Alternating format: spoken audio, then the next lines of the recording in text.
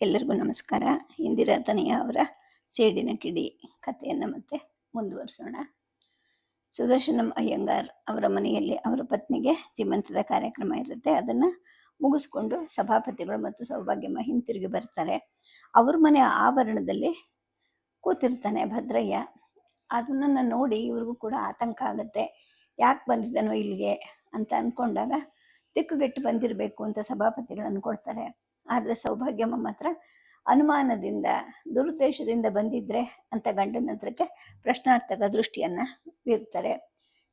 ಇನ್ನೆಲ್ಲಿಯ ದುರುದ್ದೇಶ? ಅವನಿಗೆ ಬಾಳು ಹಾಳಾಗಿದೆ, ಹುಚ್ಚ ಆಗಿದ್ದಾನೆ, ಅವನಿಗೆ ಇನ್ನೇನು ಬೇಕು, ಅವನಿಂದ ಇನ್ನೇನು ಮಾಡೋಕ್ಕೆ ಸಾಧ್ಯ ಅಂತ ಸಭಾಪತಿಗಳು ಹೇಳ್ತಾರೆ. ಸ್ವಲ್ಪ ಹೊತ್ತು ಇಬ್ಬರ ಮಧ್ಯೆ ಯಾವುದೇ ಮಾತು ನಡೆಯೋದಿಲ್ಲ.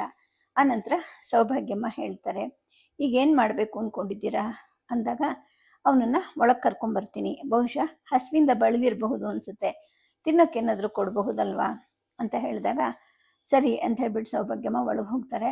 ಹೊರಗಡೆಗೆ ಬಂದ ಶಾಸ್ತ್ರಿಗಳು ಟಾರ್ಚನ್ನು ಬೆಳಕು ಮಾಡಿ ಭದ್ರಯ್ಯನ ಮುಖಕ್ಕೆ ಹಿಡಿತಾರೆ. ಹೇಳಪ್ಪ ಒಳಗೆ ಬಾ ಅಂತ ಮೃದುವಾದ ದನಿಯಲ್ಲಿ ಹೇಳ್ತಾರೆ. ಭದ್ರಯ್ಯ ದೈನ್ಯದಿಂದ ಅವ್ರ ಕಡೆಗೆ ನೋಡ್ತಾನೆ. ಆ ನೋಟದಲ್ಲಿ ಆಶ್ಚರ್ಯ ಕೂಡ ಬೆರೆತಿರುತ್ತೆ. ಒಳಗೆ ಹೋಗೋಣ ಬಾಪ, ತುಂಬ ಹಸಿದಿದೆ ಅಂತ ಕಾಣುತ್ತೆ, ಏನಾದರೂ ಒಂದಿಷ್ಟು ತಿನ್ನುವಂತೆ ಅಂತ ಹೇಳ್ಬಿಟ್ಟು ಶಾಸ್ತ್ರಿಗಳು ಮತ್ತೊಮ್ಮೆ ಹೇಳ್ತಾರೆ. ಮೆಲ್ಲನೆ ಭದ್ರಯ್ಯ ಮೇಲೆ ಹೇಳ್ತಾನೆ. ತನ್ನ ಕಂಬಳಿಯನ್ನು ಸರಿಯಾಗಿ ಹೊದ್ದುಕೊಂಡು ಶಾಸ್ತ್ರಿಗಳನ್ನು ಹಿಂಬಾಲಿಸಿ ಮನೆಯ ಅಂಗಳಕ್ಕೆ ಬರ್ತಾನೆ. ಅಷ್ಟರಲ್ಲಿ ಬಾಗಿಲು ಮರೆಯಲ್ಲಿ ಸಂಜ್ಞೆ ಮಾಡಿದ ಸೌಭಾಗ್ಯಮ್ಮ ಅವರು ಒಂದಷ್ಟು ಅವಲಕ್ಕಿ, ಸಕ್ಕರೆ, ಬಾಳೆಹಣ್ಣು, ನೀರಿನ ಬಟ್ಲು ಇಟ್ಟಿದ್ದ ತಟ್ಟೆಯನ್ನು ಸಭಾಪತಿಗಳ ಕೈಗೆ ಕೊಡ್ತಾರೆ. ಭದ್ರಯ್ಯನನ್ನು ಒಂದು ಜಮಖಾನದ ಮೇಲೆ ಕೂಡಿಸಿ ತಿನಿಸಿನ ತಟ್ಟೆಯನ್ನು ತಂದು ಅವನ ಮುಂದೆ ಶಾಸ್ತ್ರಿಗಳು ಇಡ್ತಾರೆ. ಅರೆಕ್ಷಣ ಆ ತಟ್ಟೆಯನ್ನು ದಿಟ್ಟಿಸಿ ನೋಡ್ತಾನೆ ಭದ್ರಯ್ಯ. ಆಮೇಲೆ ವೇದಾಂತಿ ಥರ ನಗ್ತಾನೆ, ತಲೆ ತಗ್ಗಿಸ್ತಾನೆ. ತಗೋಪ್ಪ ತಿನ್ನು ಅಂತ ಶಾಸ್ತ್ರಿಗಳು ಉಪಚಾರ ಹೇಳ್ತಾರೆ. ಆದರೆ ಭದ್ರಯ್ಯ ತಕ್ಷಣವೇ ತಟ್ಟೆಯಲ್ಲಿದ್ದ ತನ್ನ ತಿನಿಸನ್ನೆಲ್ಲ ತನ್ನ ಕಂಬಳಿ ಅಂಚಿಗೆ ಸುರ್ಕೊಂಡು ಗಂಟು ಕಟ್ಟಿಬಿಟ್ಟು ಅಲ್ಲಿಂದ ಏನು ಮಾತಾಡದೆ ಹೊರಗಡೆ ಹೊರಟು ಬಿಡ್ತಾನೆ. ಅದನ್ನು ನೋಡಿ ದಿಗ್ಭ್ರಾಮಿತರಾದ ಶಾಸ್ತ್ರಿಗಳು ಅವನನ್ನು ನೋಡ್ತಾ ನಿಂತ್ಕೊತಾರೆ. ಹೊರ ಆವರಣದ ಬಾಗಿಲನ್ನು ದಾಟಿದ ಭದ್ರಯ್ಯ ಕತ್ಲೆನಲ್ಲಿ ಮರೆಯಾಗ್ತಾನೆ. ಅವನದು ಹುಚ್ಚು ವರ್ತನೆ ಅಂತ ಶಾಸ್ತ್ರಿಗಳು ಮನಸ್ಸಿನಲ್ಲೇನೆ ಮರಗ್ತಾರೆ. ಯಾಕೆ ತುಂಬ ಯೋಚನೆ ಮಾಡ್ತಿದ್ದೀರಾ ಅಂತ ಹೇಳ್ಬಿಟ್ಟು ಅನ್ಯಮನಸ್ಕರಾಗಿ ಹಾಸಿಗೆ ಮೇಲೆ ಹೊರಗಿದ್ದ ಪತಿಯನ್ನು ಸೌಭಾಗ್ಯಮ್ಮ ಕೇಳ್ತಾರೆ. ನನ್ನ ಪಾಪಕ್ಕೆ ತಕ್ಕ ಪ್ರಾಯಶ್ಚಿತ್ತ ಆಗಬೇಕಾಗಿದೆ ಸೌಭಾಗ್ಯ ಅಂದ್ಬಿಟ್ಟು ಸಭಾಪತಿಗಳು ಪಾಪ ಪುಣ್ಯದ ಚಿಂತನೆಯಲ್ಲಿ ನಿರತರಾಗಿ ಹೇಳ್ತಾರೆ. ಯಾರಿಗೆ ಅಂತ ಅವ್ರು ಕೇಳಿದಾಗ ನನಗೆ ಅಂತಾರೆ. ನೀವು ಯಾವ ಪಾಪ ಮಾಡಿದ್ದೀರಾ ಅಂತ ಆಕೆ ಕೇಳಿದಾಗ, ಬೆಳಗಿಸಬೇಕಾದ ಒಬ್ಬನ ಬಾಳನ್ನು ಹಾಳು ಮಾಡಿದ್ನಲ್ಲ ಅಂತ ಸಭಾಪತಿಗಳು ಹೇಳ್ತಾರೆ. ಭದ್ರಯ್ಯನ ವಿಷಯ ಹೇಳ್ತಾ ಇದ್ದೀರಾ ಅಂತ ಕೇಳಿದಾಗ ಹೌದು ಅಂತ ಅವರಂತಾರೆ. ಅದು ಪಾಪದ ಕೆಲಸ ಅಲ್ವಲ್ಲ ಅಂತ ಆಕೆ ಹೇಳ್ತಾಳೆ. ಹಾಗಾದರೆ ಇನ್ನೇನದು ಅಂದಾಗ, ದುಷ್ಟ ಶಿಕ್ಷಣ, ಶಿಷ್ಟ ಪರಿಪಾಲನೆ ಮಾಡಿದ್ದೀರ ನೀವು ಅಂತ ಸೌಭಾಗ್ಯಮ್ಮ ಗಂಡನಿಗೆ ಸಮಾಧಾನ ಹೇಳ್ತಾರೆ. ಒಂದು ಜೀವ ಇನ್ನೊಂದು ಜೀವವನ್ನು ಶಿಕ್ಷಿಸಬಾರದು, ರಕ್ಷಿಸಬೇಕು.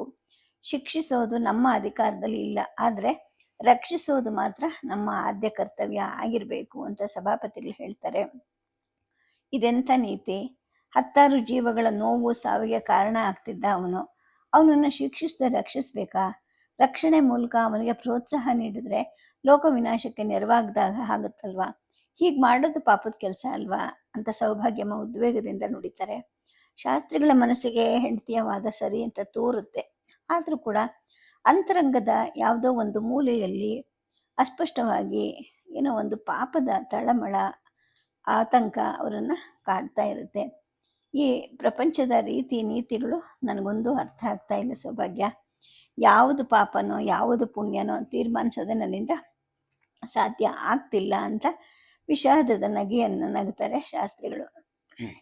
ಈ ಬಗ್ಗೆ ನೀವೇನು ಚಿಂತೆ ಮಾಡಬೇಡಿ. ಯಾವುದು ಕರ್ತವ್ಯ ಅಂತ ತೋರುತ್ತೋ ಅದನ್ನು ನೀವು ಮಾಡ್ತಾ ಇದ್ದೀರಾ. ಅದರ ಫಲಾಫಲಗಳ ಬಗ್ಗೆ ನೀವು ಯೋಚನೆ ಮಾಡೋದು ಬೇಡ, ನಿರೀಕ್ಷೆ ಮಾಡೋದು ಬೇಡ, ಹಾಗೆ ಮಾಡೋದು ಬೇಡ. ಸೃಷ್ಟಿಕರ್ತ ಮಾತ್ರ ಹೊಣೆಗಾರ ಅಂತ ನಂಬ್ಕೊಂಡು ಅವನ ನಿರ್ದೇಶನದ ಹಾಗೆ ನಡೆಯೋದಷ್ಟೇ ನಮ್ಮ ಕೆಲಸ ಅಂತ ಸೌಭಾಗ್ಯಮ್ಮ ಹೇಳ್ತಾರೆ. ಶಾಸ್ತ್ರಿಗಳಿಗೂ ಅವ್ರ ಮಾತು ಸಮಂಜಸ ಅಂತ ಅನಿಸುತ್ತೆ. ಕೋಣೆ ದೀಪ ಆರೋ ಹೊತ್ತಿಗೆ ಗಡಿಯಾರದ ಮುಳ್ಳುಗಳೆರಡು 12ರ ಹತ್ತಿರ ಸನ್ಸಿರುತ್ತವೆ. ಮಾರನೇ ದಿನ 10 ಗಂಟೆ ಹೊತ್ತಿಗೆ ತಮ್ಮ ನಿತ್ಯ ಕರ್ಮಗಳನ್ನು ಮತ್ತು ಗಣಪತಿ ಪೂಜೆಯನ್ನು ಮುಗಿಸಿ ಶಾಸ್ತ್ರಿಗಳು ಹೊರಗೆ ಬರ್ತಾರೆ. ಆ ಸಮಯಕ್ಕೆ ಸರಿಯಾಗಿ ಮುನಿತಾಯಪ್ಪ ಹೊರಬಾಗಿಲ ಹತ್ರ ನಿಂತಿದ್ದು ಇವ್ರಿಗೆ ಕಾಣುತ್ತೆ. ಇವ್ರಿಗೆ ಆಶ್ಚರ್ಯ ಆಗತ್ತೆ. ಅವನು ಸ್ವಾಮಿ ಅಂತ ಕರೀತಾನೆ. ಮುಂತಾಯಪ್ಪ ನೀನು ಯಾವಾಗ ಬಂದೆ ಅಂತ ಕೇಳಿದಾಗ, ಈಗ ತಾನೇ ಬಂದೆ ಸ್ವಾಮಿ ಅಂತ ಅವನು ಹೇಳ್ತಾನೆ. ಊರಿಂದ ಬರ್ತಾ ಇದೀಯಾ ಅಂದಾಗ ಹೌದು ಅಂತಾನೆ. ಎಲ್ಲರೂ ಆರೋಗ್ಯವೇ ಅಂತ ಕೇಳಿದಾಗ ಅವನೇನು ಉತ್ತರ ಕೊಡೋದಿಲ್ಲ. ಯಾಕೆ ಮುಂತಾಯಪ್ಪ ಸುಮ್ಮನಾದೆ, ಹಳ್ಳಿಲಿ ಯಾರಿಗಾದ್ರೂ ಕಾಯಿಲೆ ಇದೆಯಾ ಅಂತ ಕೇಳಿದಾಗ ಅವನು ಏನು ಮಾತಾಡದೆ ಬಾಡಿದ ಮುಖವನ್ನು ಹೊತ್ಕೊಳ್ತಾನೆ. ಅದನ್ನು ನೋಡಿ ಶಾಸ್ತ್ರಿಗಳಿಗೂ ಗಾಬರಿ ಆಗತ್ತೆ. ಒಂದು ಕ್ಷಣಕಾಲದ ಮೌನದ ಬಳಿಕ ಮುನಿತಾಯಪ್ಪ ಹೇಳ್ತಾನೆ, ಚಿಕ್ಕ ಸ್ವಾಮಿಗಳಿಗೆ ಸಖತ್ ಕಾಯಿಲೆ ಬಂದಿದೆ ಸ್ವಾಮಿ ಅಂತ. ಆ ಮಾತನ್ನು ಕೇಳಿ ಶಾಸ್ತ್ರಿಗಳಿಗೆ ಸಿಡಿಲು ಬಡ್ದಂಗಾಗತ್ತೆ. ಮತ್ತಿಗೆಹಳ್ಳಿ ಮಠಕ್ಕೆ 2 ಸ್ವಾಮಿಗಳಿರ್ತಾರೆ. ಹಿರಿಯ ಸ್ವಾಮಿಗಳು ಮೈಸೂರಿನಲ್ಲಿದ್ದ ಪ್ರಧಾನ ಮಠದಲ್ಲಿ ವಾಸ ಮಾಡ್ತಿರ್ತಾರೆ. ಕಿರಿಯ ಸ್ವಾಮಿಗಳು ಮತ್ತಿಗೆಹಳ್ಳಿನಲ್ಲಿ ಇದ್ದು ಆಸ್ತಿಕ ಜನಪ್ರಿಯವಾಗಿ ವೈದಿಕ ವೃತ್ತಿಯ ರಕ್ಷಕರಾಗಿರ್ತಾರೆ. ಸಭಾಪತಿ ಶಾಸ್ತ್ರಿಗಳು ಮತ್ತು ಅವರ ತಂದೆ ಶಂಕರ ಶಾಸ್ತ್ರಿಗಳು ಕೂಡ ಪರಂಪರಾನುಗತವಾಗಿ ಮತ್ತಿಗೆಹಳ್ಳಿ ಮಠಕ್ಕೆ ಏಜೆಂಟರಾಗಿದ್ದು ಸ್ವಾಮಿಗಳ ಯೋಗಕ್ಷೇಮವನ್ನ, ಮಠದ ಆಡಳಿತವನ್ನ ನೋಡ್ಕೊಳ್ತಿರ್ತಾರೆ. ಆದರೆ ಸಭಾಪತಿಗಳು ತಂದೆಯ ಮರಣಾನಂತರ ಮತ್ತಿಗೆಹಳ್ಳಿ ಕಡೆ ಸುಳಿಯೋದನ್ನೇ ಬಿಟ್ಟು ಅಲ್ಲಿನ ತಮ್ಮ ಕೆಲಸ ಕಾರ್ಯವನ್ನು ನಿರ್ವಹಿಸಕ್ಕೆ ಅದೇ ಹಳ್ಳಿಲಿದ್ದಂತಹ ನಂಜುಂಡ ದೀಕ್ಷಿತರನ್ನ ಹಂಗಾಮಿಯಾಗಿ ನೇಮಿಸಿರ್ತಾರೆ. ಅವರು ಹಳ್ಳಿ ಕಡೆ ಹೋಗೇ ಇರೋದಿಲ್ಲ. ದೀಕ್ಷಿತರು ಔಷಧೋಪಚಾರ ಮಾಡಲಿಲ್ವೇ ಅಂತ ಇವ್ರು ಕೇಳಿದಾಗ, ಮಾಡಿಸಿದ್ರಂತೆ ಸ್ವಾಮಿ ಅಂತ ಮುನಿತಾಯಪ್ಪ ಹೇಳ್ತಾನೆ. ಅದರಿಂದ ಏನು ಪ್ರಯೋಜನ ಆಗಿಲ್ವೇ ಅಂದಾಗ ಇಲ್ಲ ಅಂತಾನೆ. ಪಂಡಿತರೇನು ಹೇಳಿದ್ರು ಅಂದಾಗ, ಅವರು ತಮ್ಮ ಕೈಲಾಗಿದ್ದೆಲ್ಲ ಮಾಡಿದರೆ, ಈಗ ಅವ್ರಿಗೂ ನಿರಾಶೆ ಆಗಿದೆ ಅಂತ ಮುನಿತಾಯಪ್ಪ ಹೇಳ್ತಾನೆ. ಎಷ್ಟು ದಿನದಿಂದ ಸ್ವಾಮಿಗಳಿಗೆ ಕಾಯಿಲೆ ಅಂತ ಕೇಳಿದಾಗ, ಸುಮಾರು 20 ದಿನದಿಂದ ಅಂತ ಹೇಳ್ಬಿಟ್ಟು ಮುನಿತಾಯಪ್ಪ ಹೇಳ್ತಾನೆ. 20 ದಿನದಿಂದ ಅವರು ಒದ್ದಾಡ್ತಾ ಇದ್ದಾರೆ, ಇದುವರೆಗೂ ದೀಕ್ಷಿತರು ನನಗೆ ಹೇಳೋದೇ ಬೇಡವೆ ಅಂತ ಹೇಳ್ಬಿಟ್ಟು ಸಭಾಪತಿಗಳು ಸಿಟ್ಟು ಮಾಡ್ಕೊಳ್ತಾರೆ. ಹೊಟ್ಟೆಯಲ್ಲಿ ಕಿಚ್ಚಿಟ್ಟುಕೊಂಡಿರುವವರಿಗೆ ನೀವು ಪಟ್ಟ ಕಟ್ಟಬಾರ್ದಾಗಿತ್ತು ಸ್ವಾಮಿ ಅಂತ ಮುನಿತಾಯಪ್ಪ ಹೇಳ್ತಾನೆ. ನಂಜುಂಡ ದೀಕ್ಷಿತರು ಪ್ರಧಾನ ಮಠದ ಕೆಲ ಅಧಿಕಾರಿಗಳ ನೆರವಿನಿಂದ ಶಾಸ್ತ್ರಿಗಳನ್ನ ಪದಚ್ಯುತರನ್ನಾಗಿ ಮಾಡಿ ತಾವೇ ಸಂಪೂರ್ಣವಾಗಿ ಆಡಳಿತ ವಹಿಸಿಕೊಂಡು ಮೆರಿಬೇಕು ಅಂತ ಅವರು ಯೋಚಿಸಿದ್ದ ಹಂಚಿಕೆಯನ್ನ ಮುನಿತಾಯಪ್ಪ ಸೂಕ್ಷ್ಮವಾಗಿ ಸಭಾಪತಿಗಳಿಗೆ ಹೇಳ್ತಾನೆ. ನಿಜ, ನಾನು ಮಾಡಿದ್ದು ತಪ್ಪು ಕೆಲಸ ಮುನಿತಾಯಪ್ಪ, ಈ ಸಲ ಎಲ್ಲ ಬಂದೋಬಸ್ತ್ ಮಾಡ್ತೀನಿ ಅಂತ ಶಾಸ್ತ್ರಿಗಳು ಹೇಳ್ತಾರೆ. ಅನಿರೀಕ್ಷಿತವಾಗಿ ಬಂದ ಮುನಿತಾಯಪ್ಪನನ್ನು ಕಂಡು ಸೌಭಾಗ್ಯಮ್ಮಗೂ ಸಂತೋಷ ಆಗುತ್ತೆ. ಆದರೆ ಮತ್ತಿಗೆಹಳ್ಳಿಯ ವಿಷಯವನ್ನೆಲ್ಲ ವಿವರವಾಗಿ ತಿಳ್ಕೊಂಡಾಗ ಆಕೆಗೆ ಆ ಸಂತೋಷ ಮಾಯ ಆಗುತ್ತೆ. ನಾನು ಮಧ್ಯಾಹ್ನದ ಬಸ್ಸಿಗೆ ಹೊರಟು ಬಿಡ್ತೀನಿ ಅಂತ ಶಾಸ್ತ್ರಿಗಳು ಹೇಳ್ತಾರೆ. ಒಬ್ಬರೇ ಹೋಗೋಕ್ಕಿಂತ ಜೊತೆಯಲ್ಲಿ ಒಬ್ಬ ಡಾಕ್ಟರ್ನು ಕರ್ಕೊಂಡು ಹೋಗೋದು ಒಳ್ಳೇದಲ್ವೇ ಅಂತ ಸೌಭಾಗ್ಯಮ್ಮ ಹೇಳ್ತಾರೆ. ಇಂಗ್ಲಿಷ್ ಔಷಧೋಪಚಾರಕ್ಕೆ ಸ್ವಾಮಿಗಳು ಒಪ್ಪೋದಿಲ್ಲ. ಆಯುರ್ವೇದದ ಔಷಧಿಯನ್ನು ಅಲ್ಲಿಂದ ಪಂಡಿತರೆ ಕೊಟ್ರಂತೆ, ಆದರೆ ಅದರಿಂದ ಏನು ಪ್ರಯೋಜನ ಆಗಿಲ್ವಂತೆ ಅಂತ ಸಭಾಪತಿಗಳು ಹೇಳ್ತಾರೆ. ಅಲ್ಲ, ಹೀಗಾದರೆ ಹೇಗೆ ಗುಣ ಆಗೋದು ಅಂತ ಸೌಭಾಗ್ಯಮ್ಮ ಹೇಳ್ತಾರೆ. ಶಾಸ್ತ್ರಿಗಳಿಗೆ ಏನು ಉತ್ತರ ಕೊಡಬೇಕು ಅಂತ ಗೊತ್ತಾಗದೆ ಸುಮ್ಮನೆ ಆಗ್ತಾರೆ. ಸಮಯದಲ್ಲಿ ವೈದೇಹಮ್ಮನವರಿಂದ ಪ್ರಯೋಜನ ಆಗಬಹುದು. ಅವರ ಅಮೃತ ಹಸ್ತದಲ್ಲಿ ಸಂಜೀವಿನಿ ತುಂಬಿದೆ. ಹಿಂದೆ ಮಾವಯ್ಯನವರು ಕಾಯಿಲೆಯಿಂದ ಮಲ್ಕೊಂಡಾಗ ವೈದೇಹಮ್ಮ ಕೊಟ್ಟ ಕಷಾಯದಿಂದ ತುಂಬ ಪ್ರಯೋಜನ ಆಯಿತು. ಬಹಳ ಬೇಗ ಜ್ವರನೂ ಇಳೀತು ಅಂತ ಸೌಭಾಗ್ಯಮ್ಮ ಹೇಳ್ತಾರೆ. ಎಲ್ಲ ಕಾಯಿಲೆಗೂ ಅವರು ಔಷಧಿ ಕೊಡ್ತಾರೆಯೇ ಅಂತ ಸಭಾಪತಿ ಕೇಳಿದಾಗ, ಆ ವಿಷಯವನ್ನು ವೈದೇಹಮ್ಮನ ಕೇಳಬೇಕು ಅಂತ ಸೌಭಾಗ್ಯಮ್ಮ ಹೇಳ್ತಾಳೆ. ಹಾಗಾದರೆ ನಡಿ ಹೋಗೋಣ ಅಂತ ಶಾಸ್ತ್ರಿಗಳು ಹೇಳ್ತಾರೆ. ಒಳಗೆ ನಡೆದ ಸೌಭಾಗ್ಯಮ್ಮ ಕಮಲಮ್ಮ ಅವ್ರಿಗೆ ವಿಷಯವನ್ನು ತಿಳಿಸಿ ಗಂಡನ ಜೊತೆಗೆ ಹೊರಡ್ತಾರೆ. ಕಚೇರಿಗೆ ಹೋಗೋಕ್ಕೆ ಸಿದ್ಧತೆ ಮಾಡಿಕೊಂಡಿದ್ದ ಸುದರ್ಶನಮ್ಮ ಅಯ್ಯಂಗಾರ್ಗೆ ಅನಿರೀಕ್ಷಿತವಾಗಿ ಬಂದ ಈ ದಂಪತಿಗಳನ್ನು ಕಂಡು ಆಶ್ಚರ್ಯ ಆಗುತ್ತೆ. ಶಾಸ್ತ್ರಿಗಳು ತಾವು ಬಂದ ಉದ್ದೇಶವನ್ನು ಮಿತ್ರನಿಗೆ ಹೇಳ್ತಾರೆ. ಆಗ ಸುದರ್ಶನಮ್ಮ ಹೇಳ್ತಾರೆ, ವೈದೇಹಿ ಪಂಡಿತರ ಮಗಳು ನಿಜ, ಆದರೆ ತಂದೆ ಹಾಗೇನೆ ಇವಳು ವೈದ್ಯ ವಿದ್ಯೆಯಲ್ಲಿ ಪ್ರವೀಣ್ಲು ಅಂತ ನನಗಂತೂ ಹೇಳಕ್ ಸಾಧ್ಯ ಇಲ್ಲ. ಆದರೆ ಅವಳು ಏನಾದರೂ ಸಂಕಲ್ಪ ಮಾಡಿದ್ರೆ ಯಾವ ವೈದ್ಯನೂ ಗುಣಪಡಿಸ್ಲಿಕ್ಕೆ ಆಗದೆ ಇರೋಂತಹ ಕಾಯಿಲೆಯನ್ನು ಸಹ ಅವಳು ಗುಣಪಡಿಸ್ತಾಳೆ. ಆ ಥರದ ನಂಬಿಕೆ ನನಗಿದೆ ಅಂತ ಅಯ್ಯಂಗಾರ್ ಹೇಳ್ತಾರೆ. ವೈದೇಹಮ್ಮನವರಲ್ಲಿ ಇರೋ ಈ ಅಪೂರ್ವ ಶಕ್ತಿಯನ್ನು ಸೌಭಾಗ್ಯ ಅರಿತುಕೊಂಡಿದ್ದಾಳೆ, ಅದಕ್ಕೋಸ್ಕರ ನಾವಿಲ್ಲಿಗೆ ಬಂದಿದ್ದು ಅಂತ ಸಭಾಪತಿಗಳು ಮಾತು ಮುಗಿಸೋ ಅಷ್ಟೊತ್ತಿಗೆ ವೈದೇಹಮ್ಮ ಸೌಭಾಗ್ಯಮ್ಮ ಹೊರಗೆ ಬರ್ತಾರೆ. ಏನು ಹೇಳ್ತಾರೆ ಸೌಭಾಗ್ಯವು ಅಂತ ಸಭಾಪತಿಗಳು ಕೇಳಿದಾಗ, ರೋಗಿಯನ್ನು ನೋಡಿ ಮುಂದಿನ ಮಾತು ಅಂತಾರೆ ಅಂತ ಆಕೆ ಹೇಳ್ತಾಳೆ. ಹಾಗಾದರೆ ಮಧ್ಯಾಹ್ನದ ಬಸ್ಸಿಗೆ ಅವರು ನಮ್ಮ ಜೊತೆ ಬರಲಿ ಅಂತ ಹೇಳ್ಬಿಟ್ಟು ಶಾಸ್ತ್ರಿಗಳು ಸುದರ್ಶನ ಮುಖವನ್ನು ನೋಡ್ತಾ ಹೇಳ್ತಾರೆ. ಅಯ್ಯಂಗಾರರು ಪತ್ನಿಯ ಮುಖವನ್ನು ನೋಡ್ತಾರೆ. ಪತಿಯ ಅನುಜ್ಞೆಯನ್ನು ನಿರೀಕ್ಷೆ ಮಾಡ್ತಾ ವೈದೇಹಮ್ಮ ಗಂಡನ್ನೇ ನೋಡ್ತಾ ಇರ್ತಾಳೆ.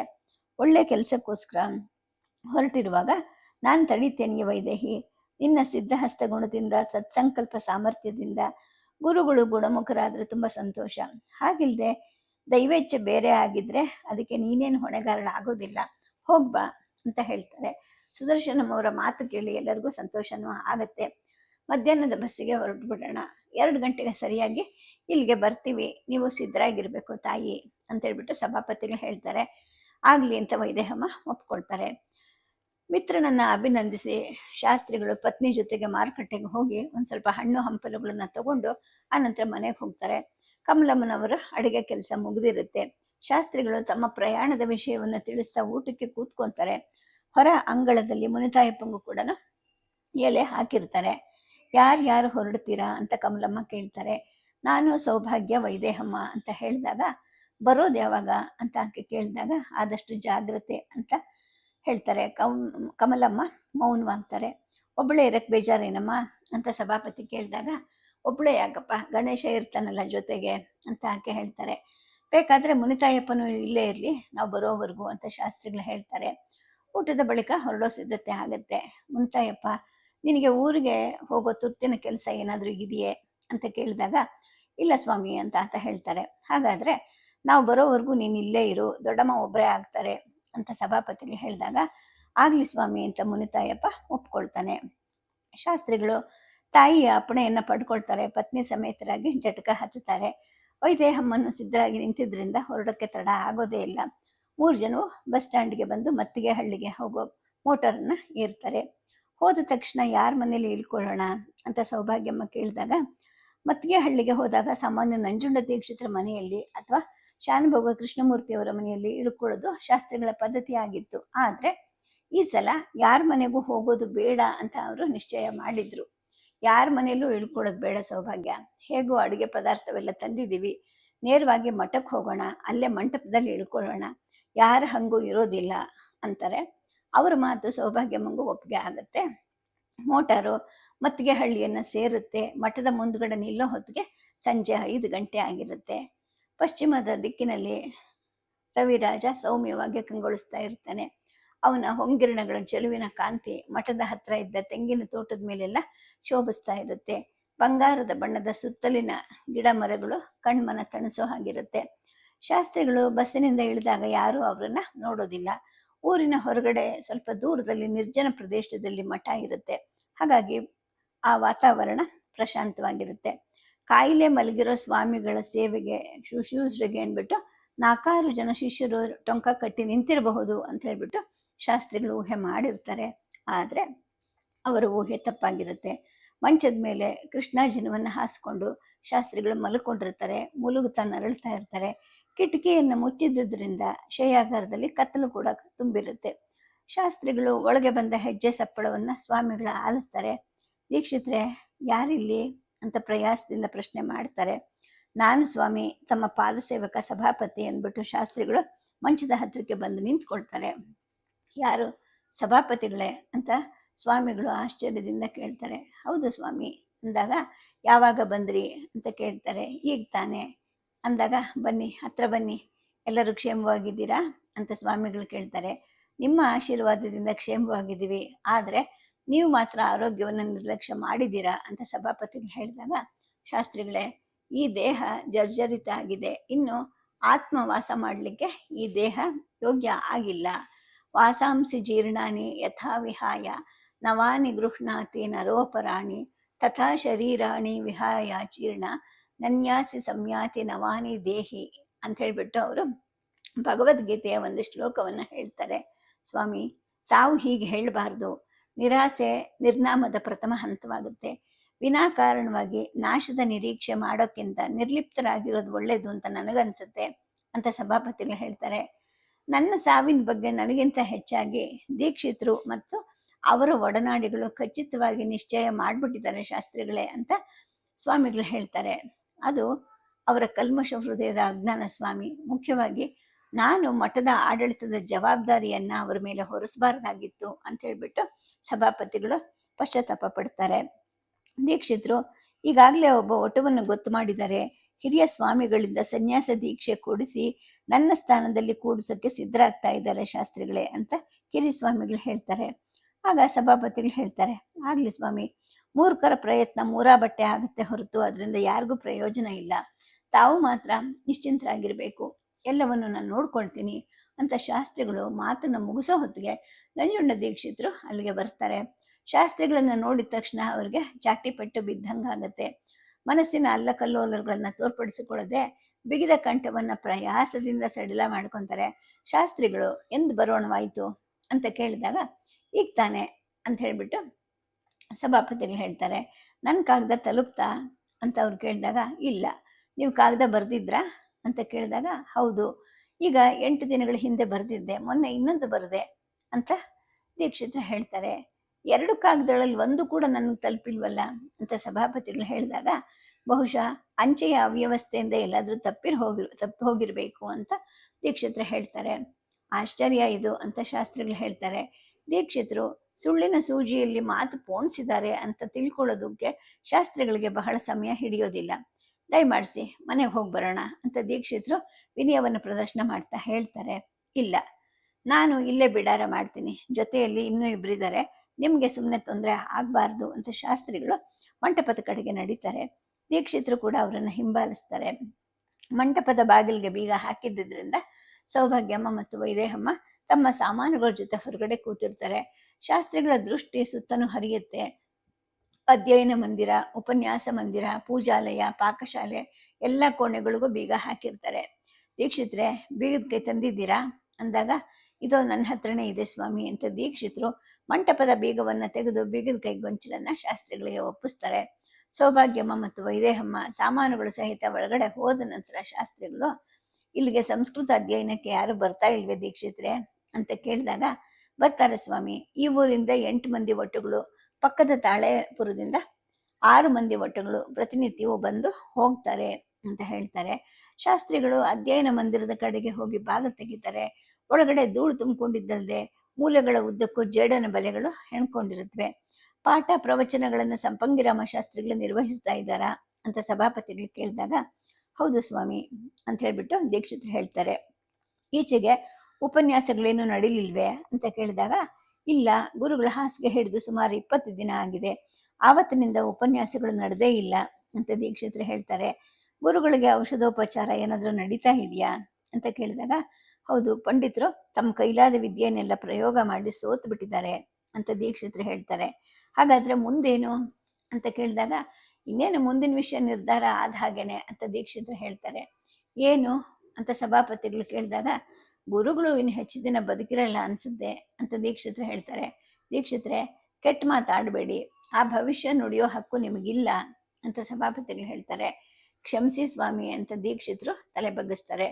ನೀವು ಚಿಕ್ಕ ಸ್ವಾಮಿಗಳ ಸ್ಥಾನಕ್ಕೆ ಬೇರೊಬ್ಬ ಒಟುವನ್ನು ಗೊತ್ತು ಮಾಡಿದ್ದೀರಾ ಅಂತ ಗೊತ್ತಾಯಿತು, ಯಾರು ಆ ಒಟು ಅಂತ ಸಭಾಪತಿಗಳು ಕೇಳಿದಾಗ ಶ್ರೀಕಂಠ ಶಾಸ್ತ್ರಿಗಳ ಪುತ್ರ ಚಂದ್ರಶೇಖರ ಅಂತ ಹೇಳ್ಬಿಟ್ಟು ದೀಕ್ಷಿತ್ ಹೇಳ್ತಾರೆ.